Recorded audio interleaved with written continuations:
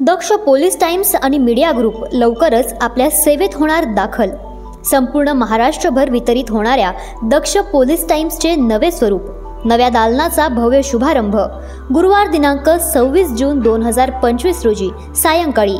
ठिकाण गाळा number 1, 2, 3 Suyash apartments, CIDCO colony, Sibal furniture जवळ, नाशिक। दक्ष पोलीस टाइम्स सोबतच Daksh police news, Nashik police times, रयतेचा आवाज, नाशिक विकास या माध्यमातून पत्रकारितेत पुन्हा एकदा दमदार पाऊल। दक्ष मीडिया ग्रुपचे प्रेरणास्थान, संस्थापक तथा खलाणे गावचे माजी सरपंच माननीय विजयजी टाटिया, समाजमनाचा आरसा बनलेल्या निर्भीड निपक्ष वाटचाल करणाऱ्या दक्ष मीडिया ग्रुपची पुन्हा जोरदार आणि दमदार सुरुवात। कार्यक्रमाला अवश्य यावे, आम्ही आपली वाट पाहतोय। स्वागतोत्सुक तुषार बाफना, मनोज टाटिया, किरण सावंत आणि मयूर टाटिया। कायदेशीर सल्लागार ॲडव्होकेट भूषण टाटिया आणि ॲडव्होकेट भाग्यश्री टाटिया मुथा।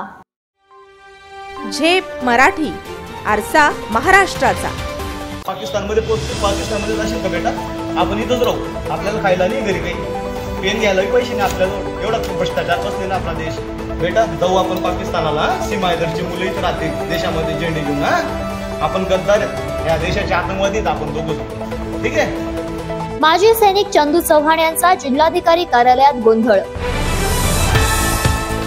जिल्हाधिकारी यांची भेट नाकारल्याने चंदू चव्हाण झाले आक्रमक।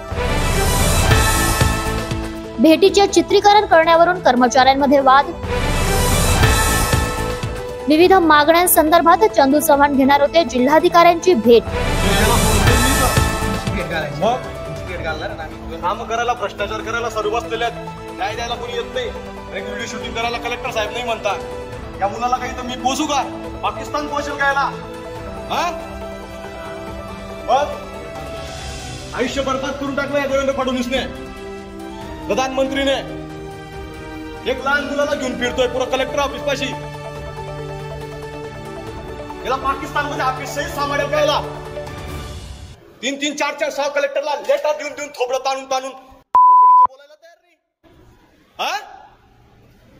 करंटे साले बनले आमदार खासदार, थोबडं ताणून हिंदू धर्मावर नाट्य करणारे साले गद्दार। माझा मुलगा फिरतोय, मी त्याला घेऊन फिरतोय। याला मला जीवन जगायला काही नाही, कोण सांभाळेल? पैसे नाही माझ्याजवळ काही। साहेब, मी कलेक्टर साहेबांना परत वेळेस पत्र दिले। गावातील रस्त्याच्या कामात मोठा भ्रष्टाचार झाल्याची देखील देणार होते माहिती। प्रशासकीय दुर्लक्षाविरोधात अधिकाऱ्यांकडे थेट न्याय मागण्याचा प्रयत्न करीत गोंधळाची स्थिती। आपल्या चिमुकल्या मुलाला घेऊन माजी सैनिक चंदू चव्हाण यांचा जिल्हाधिकारी यांच्या दालनाबाहेर राडा। अशाच वेगळ्या आणि ताज्या बातम्यांसाठी पाहत रहा झेप मराठी, आरसा महाराष्ट्राचा। संपादक प्राध्यापक अनिल चव्हाण, धुळे।